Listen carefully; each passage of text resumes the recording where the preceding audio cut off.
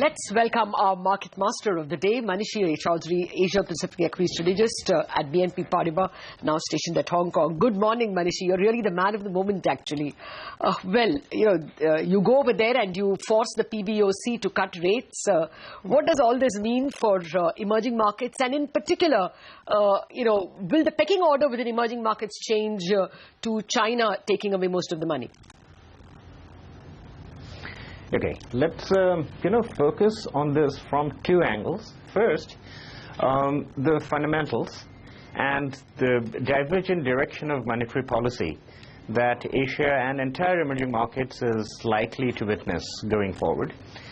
If you look at the entire emerging market complex, particularly the Asian emerging markets, they are currently on widely divergent paths as far as inflation trajectory is concerned. Large parts of North Asia are in a disinflationary or downright deflationary mode. If you look at China PPI, for example, that's been in negative territory for about 33 months now. So, in a sense, and faced with the very significant degree of acceleration in quantitative expansion by Japan, I think large parts of North Asia, including China and Korea, would have no alternative but to embark on this rate reduction program for a considerable time period.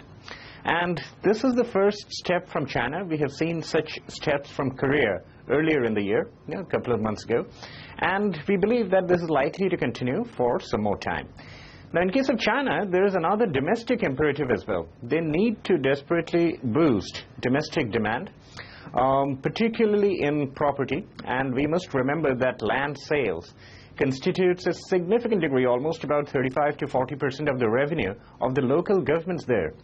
And until and unless they're able to balance their budgets, they're unable to invest more in the infrastructure programs, which in turn boosts Chinese GDP. So I think this is another attempt by China to boost domestic demand and also to generate some inflation.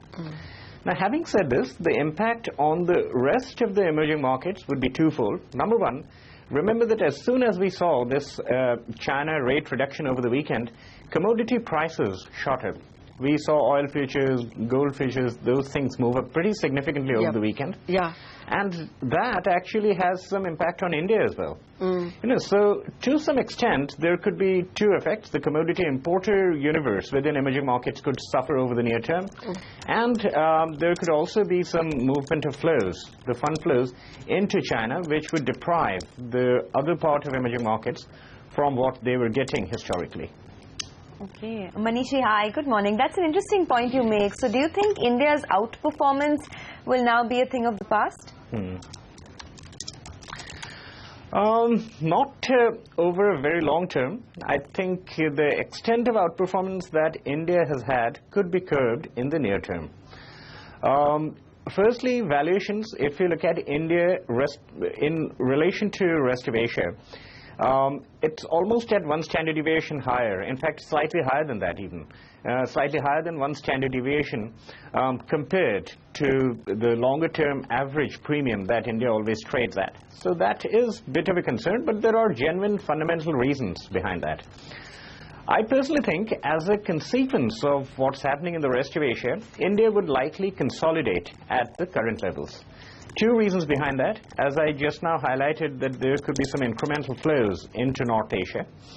And secondly, the valuation premium, particularly for the companies that investors would like to invest in, the large cap frontline companies in many of the sectors, that is appearing slightly egregious, so some degree of time correction would possibly be warranted.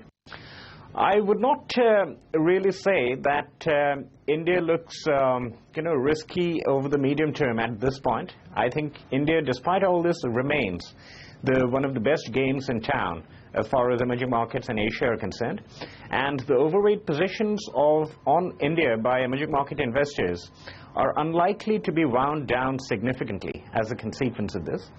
But obviously the market, having outperformed so sharply, may consolidate at the current levels. In our Asia model portfolio, we still retain an overweight on India. I don't see any reason for winding down or moving away from that position significantly at the present point in time. Okay.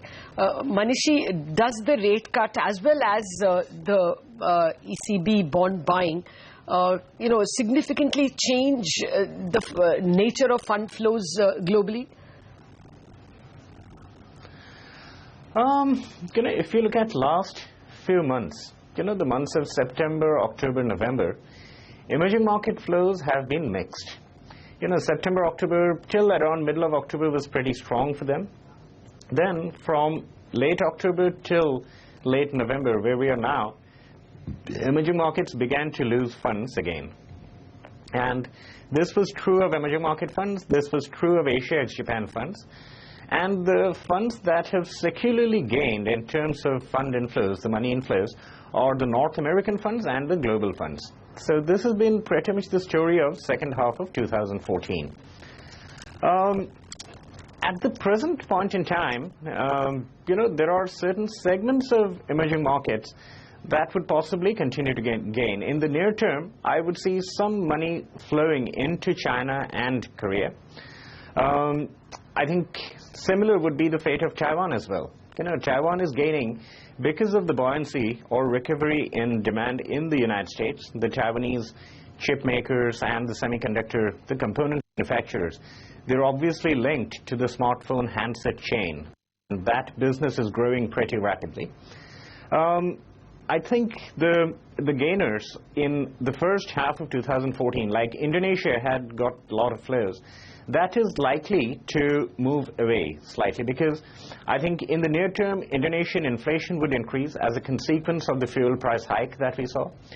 India would possibly continue to hang in there for a while. The kind of fund flows that we had seen may ebb slightly at this point. But all in all, it's going to be quite a mixed picture at the present point. I would think that over the next couple of months, till the end of the year, the emerging market flows would possibly stay pretty much flat at the current levels. Does the China rate cut put pressure on Governor Rajan to cut rates on the 2nd December policy? That's the million-dollar question. No, honestly, I don't think so. Because as I said, the trajectory of inflation and the consequent trajectory of policy rates are quite divergent now. And I think central bankers have come to realize that this is likely to be the case. Remember that, China cut rates, Korea cut rates about a month ago. And in the same breath, we saw last week, Indonesia, the Bank of Indonesia raised rates by about 25 basis points. So I think central bankers understand now that it's likely to be divergent across, different parts of the same emerging market complex. And I think for the Reserve Bank of India, it's the inflationary expectations that are more important than the immediate short-term trajectory of inflation. Okay. We have no doubt seen CPI trending below 6% in recent months, but everyone understands that that's because of a high base effect that we are seeing right now, and that base effect would vanish by early 2015. So we are not yet penciling in any rate cut right now. Okay. Manishi, what about stock churn in India itself under the new situation of rate cuts? What will be your lead stocks, for instance, in the Nifty? Right. I would just point to certain sectors within India. We still remain positive on the private sector banks, and we are still quite cautious on the public sector banks, except for a few, maybe like Bank of Baroda, etc. But on the private sector banking complex, the likes of HDFC Bank or ICICI Bank, etc., we still remain quite positive, despite the outperformance that they have had. I'm also quite positive on the consumer discretionaries, like autos, which have outperformed, but there are still some pockets of reasonable valuation in there. I'm also quite positive on Indian IT. I think it's a gainer as a consequence of US demand recovery. There's a lead indicator that I always refer to, which is the Philly Fed survey, which bottomed out in October 2012, and that's a survey of capex intentions by the US companies. And that's been moving up consistently over past 2 years. I think the biggest beneficiary of that would be the tech universe within Asia, the Taiwanese chip makers, the Korean DRAM manufacturers, or the Indian IT service providers. Finally, I would think that very selectively some commodity companies like, the oil refining and marketing companies, they would also continue to gain, particularly those which have, kind of moved away from purely being refiners. Also, very selectively, some engineering companies. I would not yet look at the second or third tier engineering companies. But if we do get a boost to the investment cycle, possibly from mid-2015 onwards, then the large frontline companies would clearly be the biggest beneficiaries of that. So those are, at the present point of time, our sector preferences within India. All right, Manishi, we leave it at that. Thanks for joining us. You have a great day, a great week ahead as well. And thanks for giving us all those views.